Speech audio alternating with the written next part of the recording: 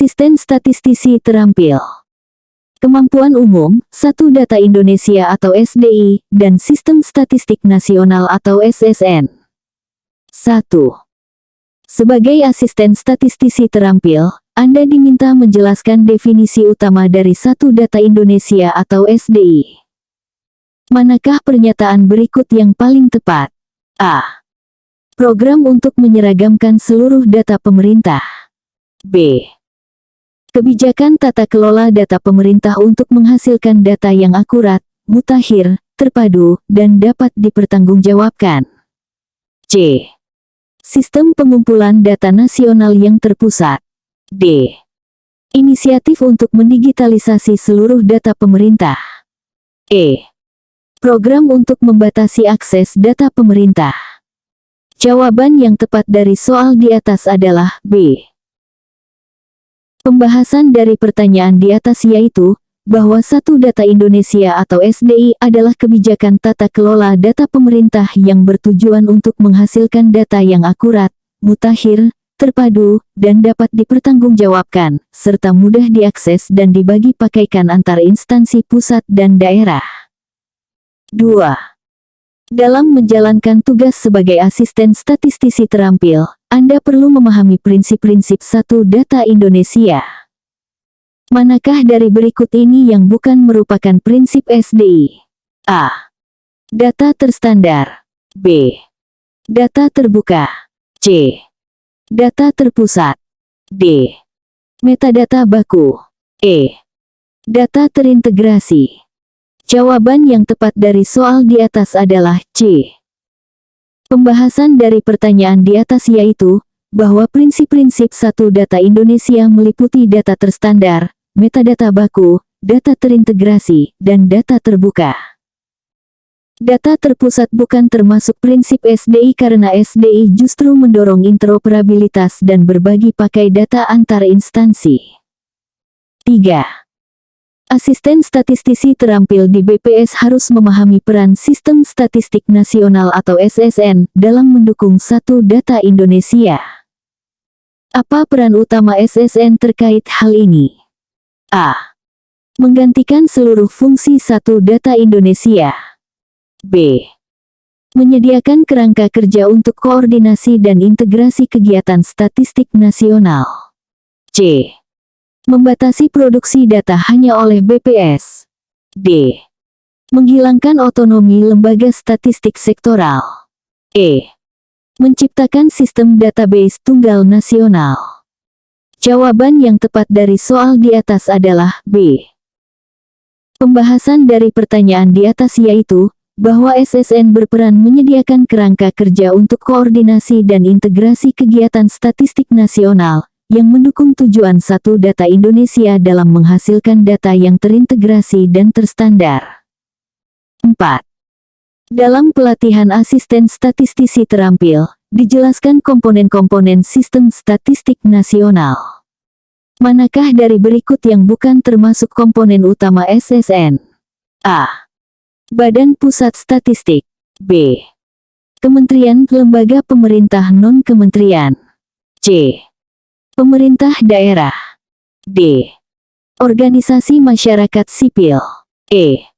Bank Indonesia. Jawaban yang tepat dari soal di atas adalah D.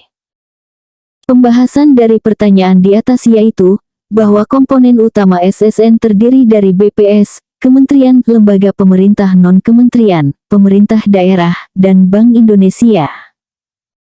Organisasi masyarakat sipil bukan merupakan komponen utama SSN meskipun dapat berperan dalam ekosistem data. 5.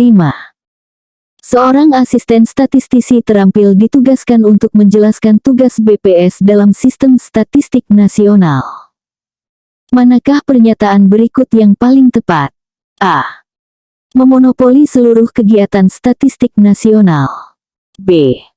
Menjadi satu-satunya sumber data resmi pemerintah. C. Mengkoordinasikan, mengintegrasikan, dan menyelaraskan kegiatan statistik antar instansi. D. Menggantikan fungsi statistik di seluruh kementerian. E. Mengambil alih seluruh survei sektoral dari kementerian lain. Jawaban yang tepat dari soal di atas adalah C. Pembahasan dari pertanyaan di atas yaitu, bahwa tugas utama BPS dalam SSN adalah mengkoordinasikan, mengintegrasikan, dan menyelaraskan kegiatan statistik antar instansi, bukan memonopoli atau menggantikan fungsi statistik lembaga lain. 6. Dalam rapat koordinasi, asisten statistisi terampil diminta menjelaskan bentuk kerjasama antar lembaga dalam sistem statistik nasional. Manakah contoh kerjasama yang paling tepat? A. BPS mengambil alih seluruh kegiatan statistik kementerian lain. B. Setiap kementerian membuat standar data sendiri. C. Pembentukan forum komunikasi statistik sektoral. D. Penghapusan unit statistik di kementerian teknis. E. Sentralisasi seluruh pengumpulan data ke BPS. Jawaban yang tepat dari soal di atas adalah C. Pembahasan dari pertanyaan di atas yaitu, bahwa pembentukan forum komunikasi statistik sektoral merupakan contoh kerjasama antar lembaga dalam SSN, memfasilitasi koordinasi dan integrasi kegiatan statistik tanpa menghilangkan peran masing-masing lembaga. 7. Asisten statistisi terampil sedang mempelajari standarisasi dalam SSN.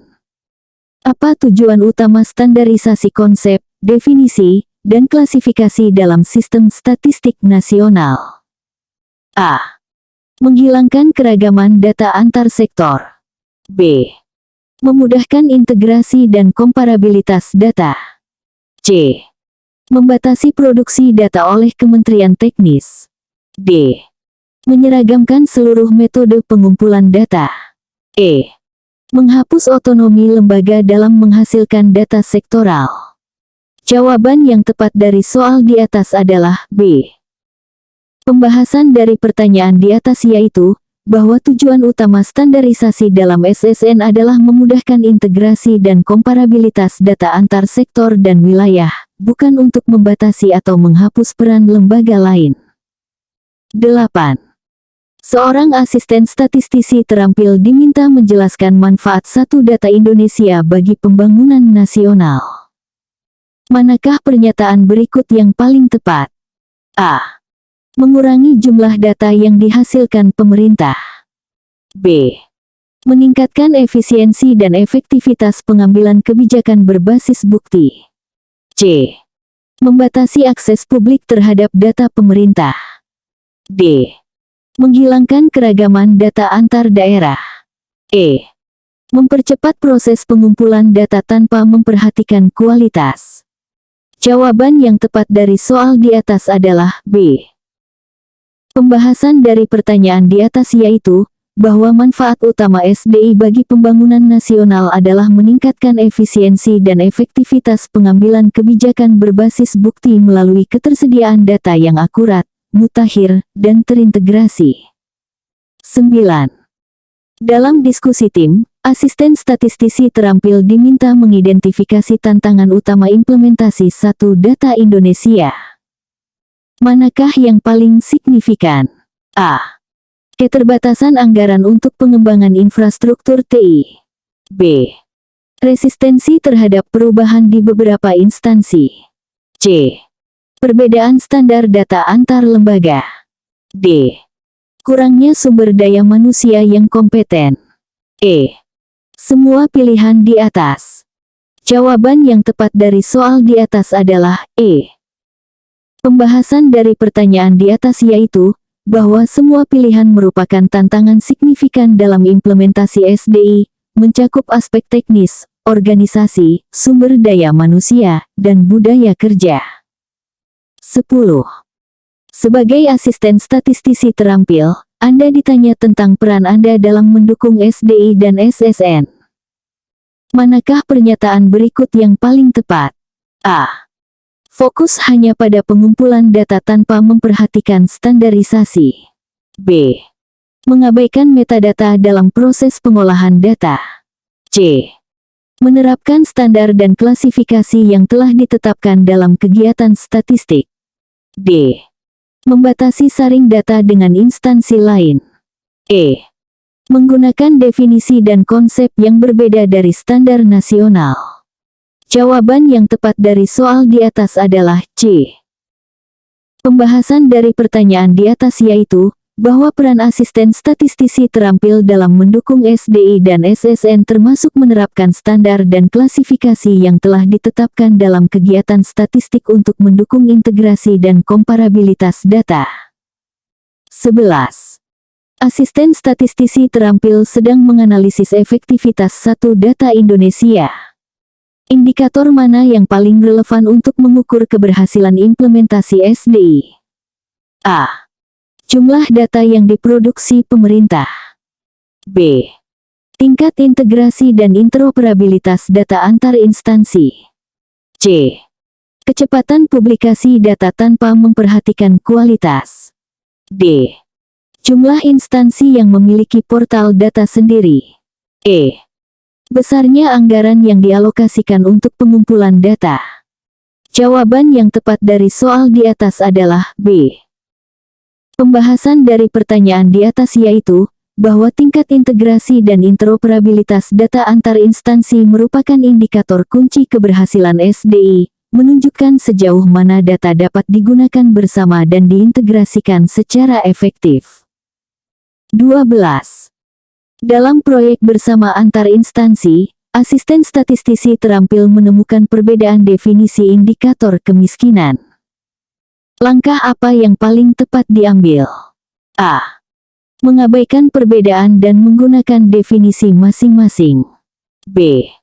Memaksa semua instansi menggunakan definisi BPS. C. Mengusulkan pembahasan bersama untuk menyepakati definisi standar. D. Membuat definisi baru tanpa mempertimbangkan standar yang ada. E. Menghentikan proyek karena perbedaan definisi.